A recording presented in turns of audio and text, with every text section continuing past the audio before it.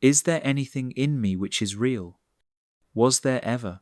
I don't recognize the self I was an hour ago, in the park, on that trail, alternately entranced and impatient, looking forwards with anticipation and dread, looking backwards with regret and sadness. There is none of that at this moment, or very little at any rate.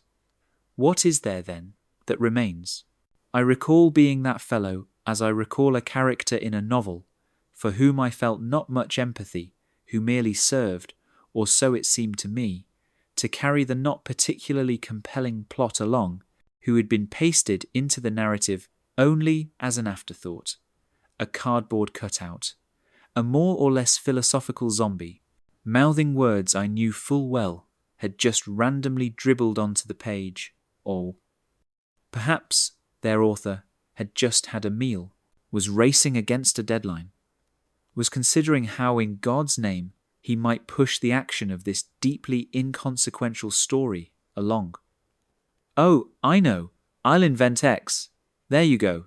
He'll serve me for 8 or 10 pages, at which point I'll discard him, from my memory, from the memory of any reader foolish and small-minded enough to have paid him any mind up until that point, and from the memories of the other characters, Papa, a being so inconsequential, his behaviour should rightly have been written with invisible ink.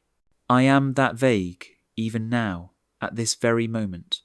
I'm nothing more than an odd desire, a whim, a flurry of anger, of longing, the sense that there is something of a speck in my eye, and the worry that it might need tending, my annoyance at the dog, who is now barking at a closed door, wishing to be let in, because she prefers the bed upstairs to the downstairs couch.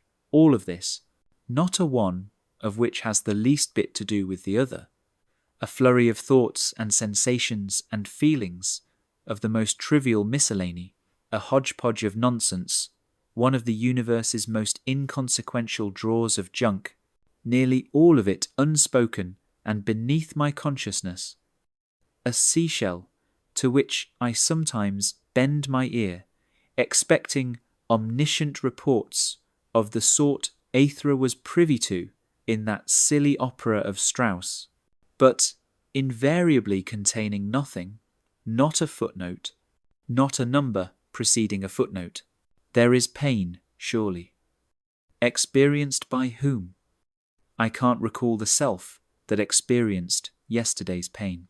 Any griefs I feel now are the flutterings of a bird who exists only in this moment, who will not fly off, intact, to somewhere else, or accompany me through the rest of this day, simply because he cannot.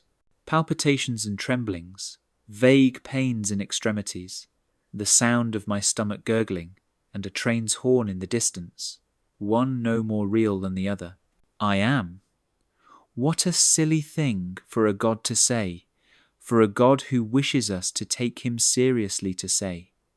You are what, pray tell? I take you as seriously as I take myself.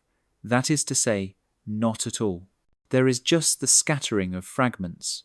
Nay, not fragments, for that presupposes a prior unity. There is just scattering. And I would just as well dispense with the verb to be. There, scattering. Here, violence. Within, violence. Now, violence. Always, violence, silence, terror, terror in silence, the wish to cast off the body. Oh, how I grow weary of this constant looking within, knowing full well I shall never find a thing. One finds nothing in a vacuum other than the sense that there is someone peering into it. One is thrown back on something, but surely it is not a self, for I have no self, am not a self. It is a seeing, a hearing, of nothing done by no one. Okay then, I have left the body on the floor. It lies in a heap underneath this cheap computer on which someone's fingers type away, but they cannot be mine, for mine are there, on the floor. My hands are clutching one another, the last sputtering of an entirely forgettable hot spring at which no visitor would spend a moment gazing. Suffering deepens us, so they say, the ones who suffer and so desperately need to soothe themselves. It teaches us to live, they say that also. What a horrid student I must be. I am a landfill of suffering, yet haven't a clue how to live, have never lived, don't even know what it would mean to live, even for an instant. I am waiting, I have been waiting, it seems forever, for life to begin. Even now, as it inches its way towards its close, I am waiting still. Surely it will begin? Is this wishing itself a sort of life? Surely not. There was that fly on the kitchen counter earlier this morning. Seemingly stuck there, it would not fly. Though I encouraged it to, I felt as if the future of the universe itself depended on the ability of that little housefly to right itself, to be off, up, up and away, alive, hungry, for food, for mates, for more of life. No, I was watching it die. It was unbearable. It was myself. It was my first wife. It was everything good in this world, which is not much, admittedly, but for all of it to die, at this very moment, with this fly, I could stand it no longer.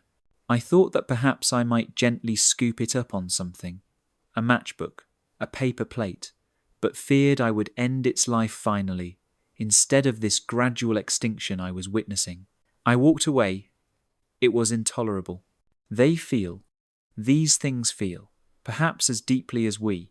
There is a holocaust taking place on every windshield. There are planets, solar systems, being vaporized out of existence on our porch steps, in our gardens. There is agony, screaming at pitches we can't hear, but surely they can.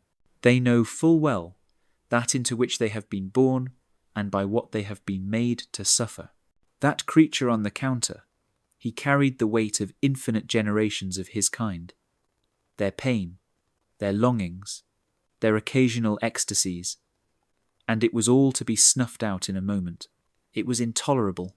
No one could stay in that room, given the monumental nature of what was occurring, least of all I. I needed to do something, anything, play the piano, scream, walk the dog, perhaps stab myself, not fatally, just enough to make this go away, this horror. I climbed the stairs and pissed in the upstairs bathroom. I vowed to not return to the kitchen any time soon, and returned to it quite immediately. The fly was gone. Where? I did not know. There was no buzzing to be heard. It had not righted itself and taken to flight. It had simply vanished. Perhaps it had never been there in the first place.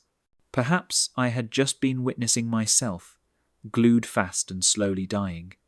Perhaps it was a vision given to me by that idiot God who says, I am, yet is not. I was tempted to walk through the park again, but was sure that this time there would be other creatures, far larger creatures, mammals, if I drove to the larger park, fawns, adult deer, beavers, and that they would all be frozen, glued to the spot, and slowly dying, and that, coming upon them, I would suddenly be rooted to the spot and begin to myself melt, burning with the desire to resurrect them, and if that proved impossible, to at least give them a proper burial, something, anything, to symbolize their agonies, their lives which ended this way and not another, something which no one would or will do for me, and which, were I to somehow be able to look upon the world after my death, I would, ironically and sadly enough, be relieved that they hadn't think it just, think it appropriate. I want there to be only disappearance, my barely noticed footprints in a fast-melting snow. How silly. There is, of course, no danger of any such thing, any such memorial taking place, and no reason for me to obsessively wish such a thing in so unseemly a manner. It would be equally likely that a horde of flies playing brass instruments of every variety might march across my counter, conducting a jazz funeral, after which they would gather up their fallen comrade and fly off to some winged burial for him at sea. or perhaps alight upon a log being ingested by termites and beetles, who would welcome them with termite applause, all of them eager to ingest and digest the corpse, with the help of both their little mouths and of all the famished microbes busy roaming their guts. I would wish that, for my vanished friend, I would attend, and with great reverence. There are no words to be said at such events. A dirge, perhaps, a curtsy towards the moon, who appears to oversee such things, at least at times. I would curl up horizontally with the others on the forest floor, taking sufficient soporifics to carry me through until the onset of winter, at which time I would either wake or not. That's the gamble, to which we all happily sign on. We need not be taught what to do. We will all know what to do. We are all born with these instincts, to feed when hungry, to fart when bloated, to wake when freezing. Unless there is a being of greater strength within us, and of far greater wisdom, who decides otherwise, who hungers for shadows, for pitch-black night, for death,